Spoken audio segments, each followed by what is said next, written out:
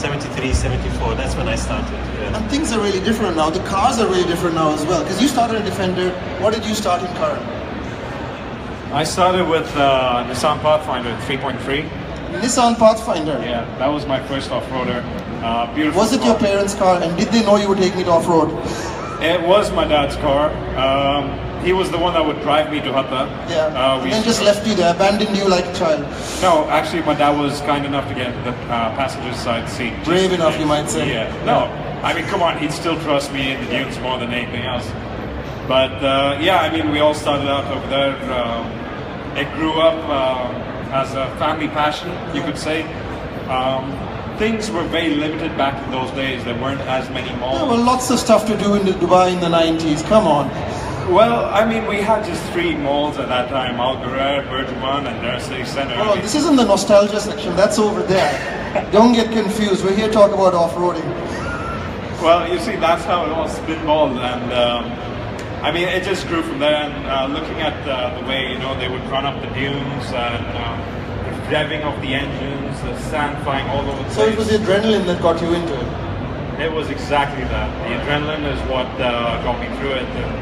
And since then, I've been an absolute car buff. So we're talking adrenaline. We're here at the Dubai International Motor Show. We're talking about off-roading. Please come down, sit down, have a chat with us and ask us about how to off-road. Because I know you all want to know how to do it, but you're just afraid to ask. So, we're talking about off-roading. Let's talk the very, very basics. When you start off-roading, what kind of car do you need? Mohammed, you're the experienced man. Where do you start off-roading? Which kind of car do you get? Well, I think if you have no experience, you go for the cheapest car you can get your hands on. The cheapest car you can buy? If you have no experience, buy a second-hand small 4x4 and start to practice with that.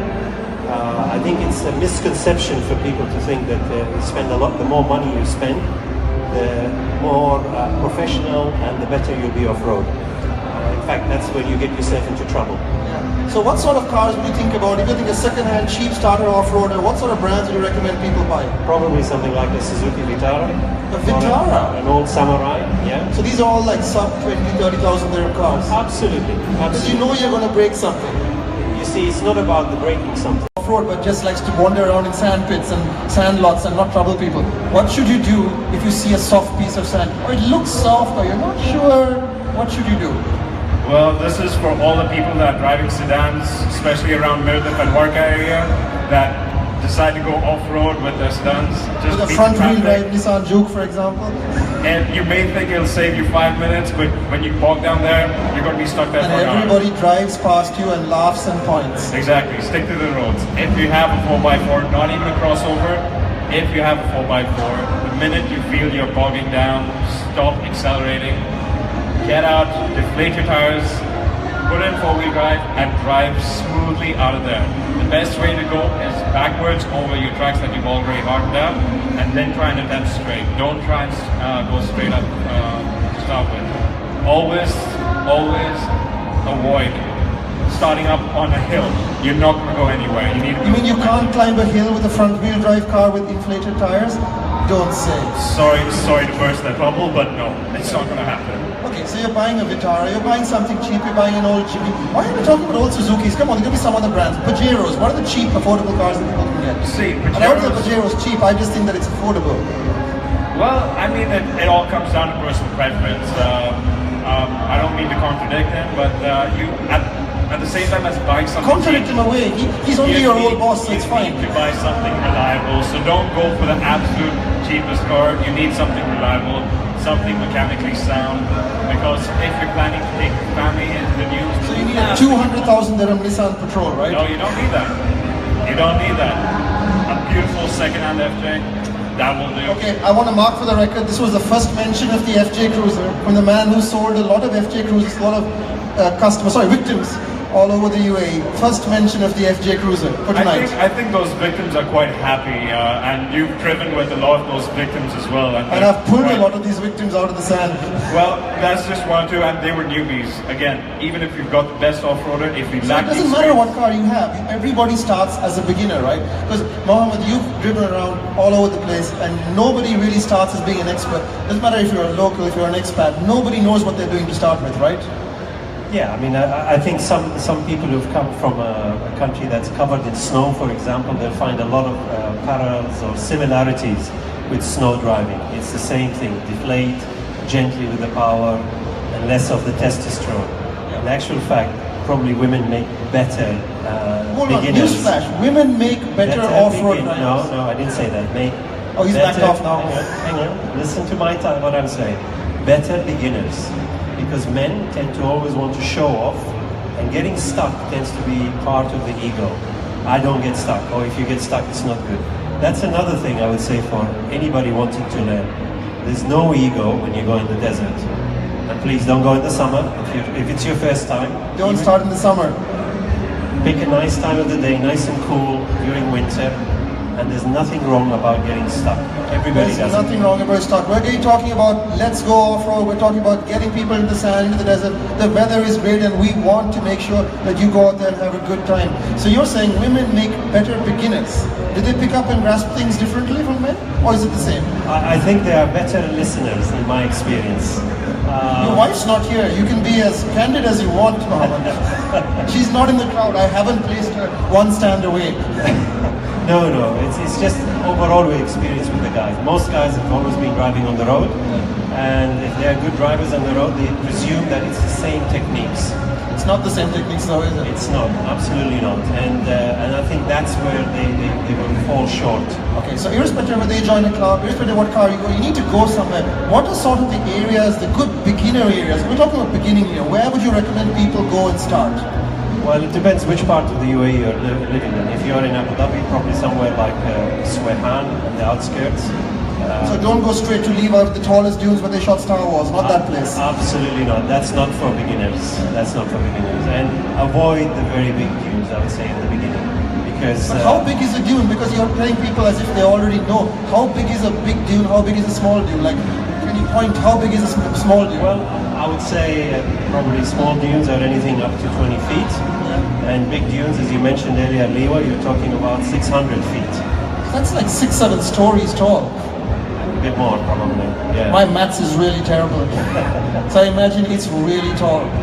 Yeah. So what happens with the Work different- up to that, basically.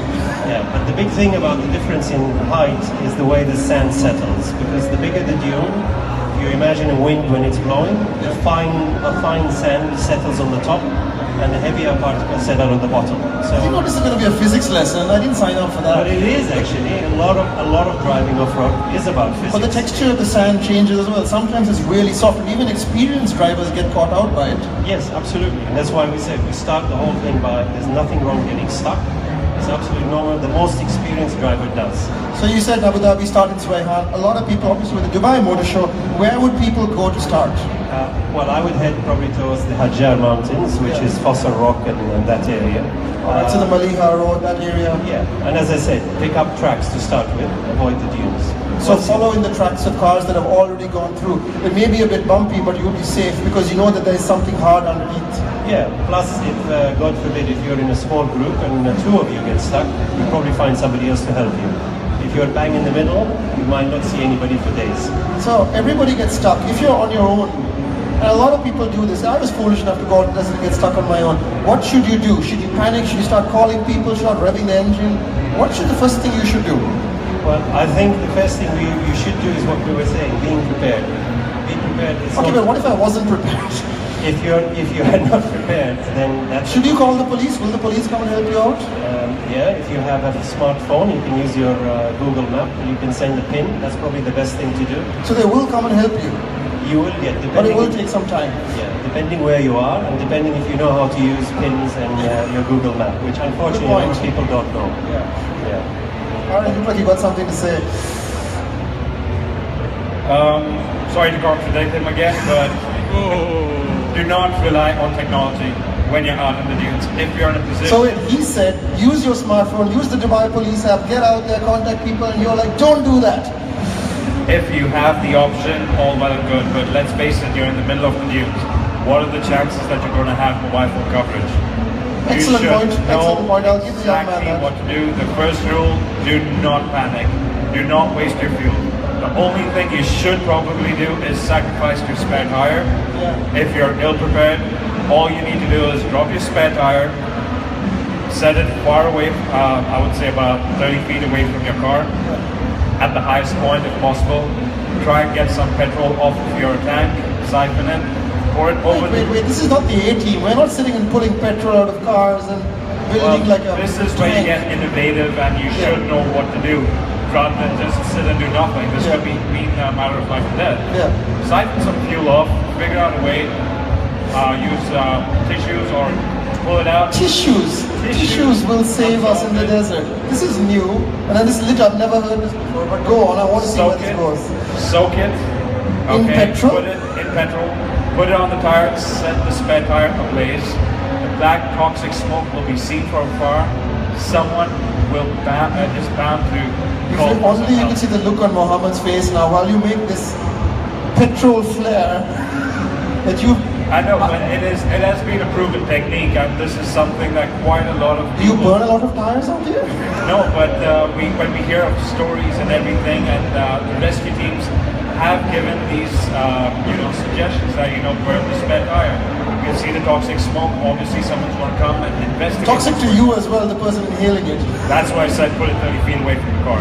Okay. So once I didn't you mean move that you away- stand on top of the tire when you set it away. You don't catch fire when you're on top of the tire. All right. Exactly. So we'll assume the police come and help you. So you've talked about clubs and joining them and so on, and they go out every weekend. What are the precautions you should have when you're joining? How should you pick a club? Because look at there's AD 4x4, there's UAE off-road, there's Dubai off, there's every word in the alphabet with an off-roaders afterward. There are so many clubs. There are clubs for different nationalities. There are clubs for women. There are clubs for certain cars. How do I pick a club? And Mohammed, you don't say anything. Well, I would say that it all boils down to personal preference on driving style. The best option is to get involved with all the clubs in Dubai. Go see how they drive, see where you feel comfortable with. So take a club, go and sample them for one drive and see how they are, right? I think at least 2 drives would be a little bit more realistic. And if you feel frightened, it's not the club for you, is it? It's not a club for you. If you don't have that comfort zone where you feel that these are, the people I can rely on, it's probably not a good idea because again, like Javier said, that you need that mental satisfaction. That you're You need to be enjoying yourself because let's be honest, off-roading is about enjoying yourself and getting out there and having a good time, not being frightened. Precisely. Now, Mohammed, you don't like clubs. Well, it's just a personal thing. Have you ever driven with a club? Yes, I have actually. And, Okay, how long ago was this? well, the last one was about a year ago. Okay, so what I have you found might be slightly hypocritical here. What's happening? No, I think if you're choosing a club, probably the good thing is go one trick first of all and see their attitude. Because there's a big difference from club to club. Some are very sensible, they look after people, and some other, it's all about, achievement and the highs. Achievements, like Xbox achievements, or are you talking about? And the quickest way to kind of fall out of off-roading is to have a bad experience. And Okay. if you push beyond your comfort, What will happen? What's the worst that could happen? the worst is you roll over. The worst Okay, is you so hurt yourself. That's our first mention of rollovers for the night. So basically a rollover is when a car tips over on its side or even upside down. Correct. That's very bad. But I tell you, in the agency we see a lot of that. Because Like you run every Trading weekend. Enterprises Jeep and every weekend a new car is coming into you that's rolled over. Yes. Now, people are not stupid. They know that they shouldn't do that, but why does this keep happening? It's, again, let's start with the basics. You shouldn't be intimidated by the group and you shouldn't be intimidated by the vehicle. What happens is people go into groups that edge them and push them and encourage them way out of their capability in the first couple of rounds. And once testosterone comes in, which is usually from fear, Or estrogen, I don't know, the estrogen does that. you but don't know what you're doing. I mean, you can often see if you've got a few beginners behind you, and you're looking at how they react to things you're doing. You can straight away see when somebody's out of his comfort zone. If you're a good leader, you back off. But in many clubs they don't. And they'll have a brand new guy just coming in, he's starting to freak out, and he just doesn't know what he's doing. He goes too fast over a dune, and it could be as small as 2 feet. Is it those small dunes you were telling us are so safe and so friendly? Nothing is safe. It's like going in the sea. So the desert is a difficult, risky experience. You should be prepared to potentially have some damage on your car. Look, if you imagine yourself the first time on a public road, Yeah. it's just the same. That's a good way of putting it. It's just like being on a public road. Yeah, you could hit a roundabout the first time and destroy the car. How would you hit a roundabout? Sorry? How would you not see the roundabout? Again, with the same thing. Somebody who's not familiar with the car, has got too much power, he's never driven before, he jumps in, puts his foot, can't stop, can't steer. And loses control and hits a roundabout. So it's the same basics. Basics. Now when you go off... Sorry, don't do that. What are you doing here? Are you joining the club? Good. How are you? Looks like some young off-roaders. Some very young off-roaders. All right. So when you join in clubs, another thing that people see in clubs is all the cars are modified. All the cars are really painted up and they're really different. What's happening? Should you something that you'll be looking at straight away? Absolutely not. We come back to stick to the basics. Don't go for modifications until you decide where you want to go. Because look, if you want to go out with the family, you really don't need anything but a stock 4x4. So you want an absolutely stock car when you start? I would say so. And then depending on your interest and the level that you want to go, you spend the money. Unfortunately, a lot of young people, they get encouraged by magazines they see from the US with massive Is it all those YouTube videos they keep watching of cars jumping and all of that stuff? That's actually a really good point. People mimic things they see, whether it's friends or things they see on their smartphones, things they see and their friends doing. Yeah, and they obviously their friends modify cars, right? Absolutely, and a lot of this, what it is, it's a misunderstanding because in the US, rock crawling is big. So yes, a lot of that stuff is needed for rock crawling, but it's not the case if you just want to go in the desert. So Karan, you didn't modify your car at all for the longest time. What made you modify your car? Because I remember you were Mr. Stock Car and you were a very, very good off-road driver. Why did you modify your car? Well, partially I do agree with it that you should not modify your car straight off the line. The only thing I would suggest is that you need a bash plate. What's a bash plate? Is that what you hit the leader, the marshal in the first with? I recommend that to everybody. Like to do that at some point in the club, but a bash plate is basically a metal sheet that goes under your body to protect the chassis and most importantly the radiator, because that's going to be the first point of impact. Now, up until you understand how your car's going to respond, there are chances that you're going to approach the dune a bit too fast and you're going to hit your nose right up. So the first thing you want to do is get a good bash plate by a rated good garage, not some cheap piece of metal. Because that's going to protect your car, your investment, and maybe if it's Mohammed, 15,000 dirhams, and if it's Karan, about 150,000 dirhams. So there's quite a gulf between the two of you. Yeah, I eventually did get to modify my car only once I reached the marshal status. This is where I finally... I'll come back to Marshall in a second. So, but we're talking about modifying cars. Did you go straight for a supercharger and 35-inch tires and big fender flares? No, nothing. My first modification was a bash plate, believe it or not. After I got marshal status, that I learned the hard way eventually. You mean an FJ is not indestructible? Well, no, it's not. It's really not. But nothing is indestructible. You may have tag, but you know that'll still get damaged. I would suggest stick with that. When I got to the marshal status, that's when I started modifying my cars because I would need to look out for other people that I would be leading through the dunes. And that would call for me going through some tricky patches which would need that much more ground clearance. It's not purely because it would look cool or it looks beefed up. But it does look cool. Your car does look cool. Come on, why are you just talking around the point? I was just being modest over here, but thank you. It does look cool. I'm not going to deny that. Mohammed, should cars look cool or should they be functional? And he's in charge of Mopar and all the parts that Jeep sells, so this is going to be an interesting answer to this question. Well, you have to customize everything to the user. So if you're like Karen, you're advanced in your skills, why not? Go for it, customize it, let it be a reflection. And obviously, I talk here from a Jeep perspective. These Jeep Wranglers are very much like the Harley Davidson of the SUV. So it's all about your character. The Harley Davidson of the SUV.